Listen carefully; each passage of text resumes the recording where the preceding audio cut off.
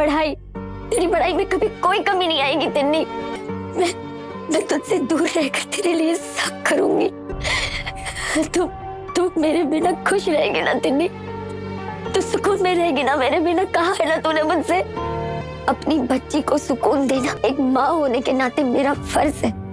मैं वो सुकून तुझे जरूर दूंगी तिन्नी, मैं जरूर तुझे वो सुकून दूंगी तिन्नी। तू खुश रहना बस, जाऊंगी यहाँ से। Please don't touch me. आप मुझे छूने का हक खो चुकी हो। आप आधी रात को ड्रामा करने आए हो यार। कितनी बार बोला है मैंने आपको, that I just hate you, I hate you। छोड़ के क्यों नहीं जाती आप मुझे? क्या बाकी रह गया? मनाने आए हो मुझे?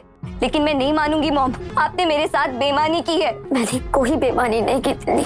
आप हो बेईमान, चीटर हो आप पर जरा सा भी भरोसा नहीं करती। मेरा यकीन मान तिन्नी, मैं कोई बेईमानी या चीटिंग नहीं कर रही हूँ। ये जो मेरी लाइफ में हो रहा है ना, मैं उससे पूरे दिल और जान से दूर जाने की कोशिश कर रही हूँ तिन्नी। लेकिन अगर ईशान का एक्सीडेंट यहाँ कोलकाता में हो गया और वो मेरे ही हॉस्पिटल में भर्ती हुआ तो मैं क्या कर सकती थी? अगर मैंने उसका ट्रीटमेंट कर दिया तो मैंने क्या गलत किया तिन्नी? मैं ऐसे इंसानियत को इतना नीचे नहीं गिरा सकती थी बेटा। बाहर में जाए आपकी इंसानियत, ये सब कुछ पहले से तय था। तो क्या कह रही है तिन्नी? क्या ईशान का एक्सीडेंट पहले से तय था? प्लीज मॉम, आप यहाँ से जाओ, दूर हो जाओ मुझसे। ईशान का एक्सीडेंट पहले से तय था या नहीं वो तो नहीं पता, लेकिन आप चाहते तो ईशान के पास नहीं जा सकती थी, छुट्टी ले सकती थी आप, लेकिन आपने छुट्टी नहीं ली। क्या एक बेटी अपनी माँ से इतनी नफरत कर सकती है कि उसकी ज़िंदगी से ही उसे मिटा देना चाहे? क्या नयानिका सच में अपना घर और शहर छोड़कर चली जाएगी? और क्या ईशान के साथ जुड़ी कहानी की वजह से माँ बेटी का रिश्ता हमेशा के लिए टूट जाएगा? दोस्तों, एपिसोड की शुरुआत उज्जैनी के गुस्से से होती है, जहाँ वो साफ कह देती है कि वो नयानिका के साथ एक ही घर में नहीं रहना चाहती। नयानिका समझती है कि हॉस्पिटल क्वार्टर्स में अभी कोई रूम अवेलेबल नहीं है, इसीलिए उसे रेंट पर घर ढूंढने के लिए थोड़ा वक्त चाहिए। रूषा को समझ नहीं आता कि उज्जैनी को नयानिका से इतनी प्रॉब्लम क्यों है। वो उज्जैनी को याद दिलाती है कि नयानिका ने उसके लिए माँ और बाप दोनों की जिम्मेदारी निभाई है, लेकिन आज सिर्फ इसलिए बुरी बन गई क्योंकि उसने खुद के लिए एक लड़का पसंद कर लिया। नयानिका रूषा को डिफेंड करने से रोक देती है और कहती है कि अगर उज्जैनी ने रूषा को इंसल्ट किया तो वो ये बिल्कुल बर्दाश्त नहीं करेगी।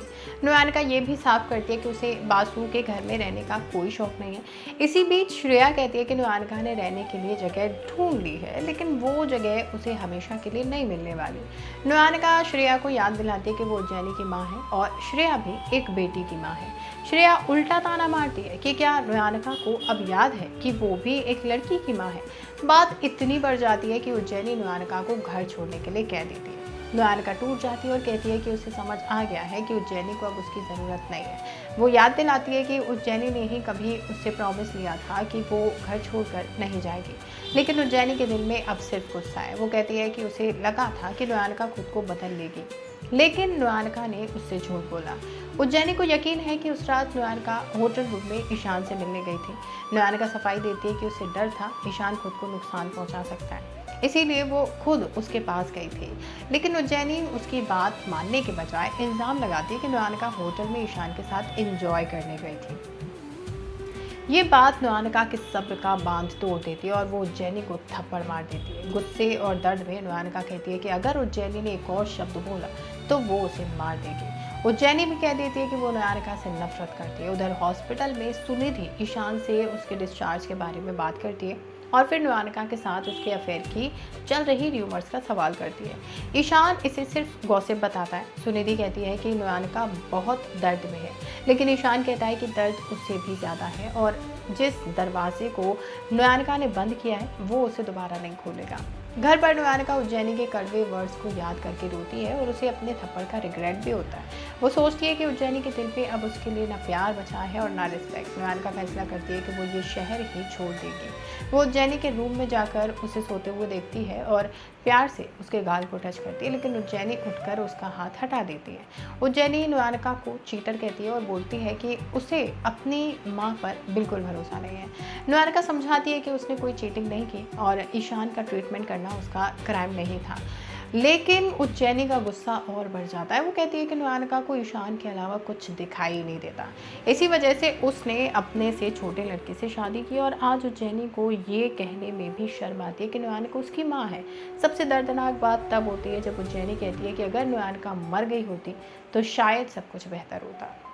बस ये सुनकर नोयानिका अंदर से पूरी तरह टूट जाती है। अगले दिन नोयानिका हॉस्पिटल पहुंचती है और ईशान को देखकर उसके साथ गुजारे पल याद करती है। ईशान भी उसे देखता है और दोनों के बीच एक खामोश एहसास नजर आता है।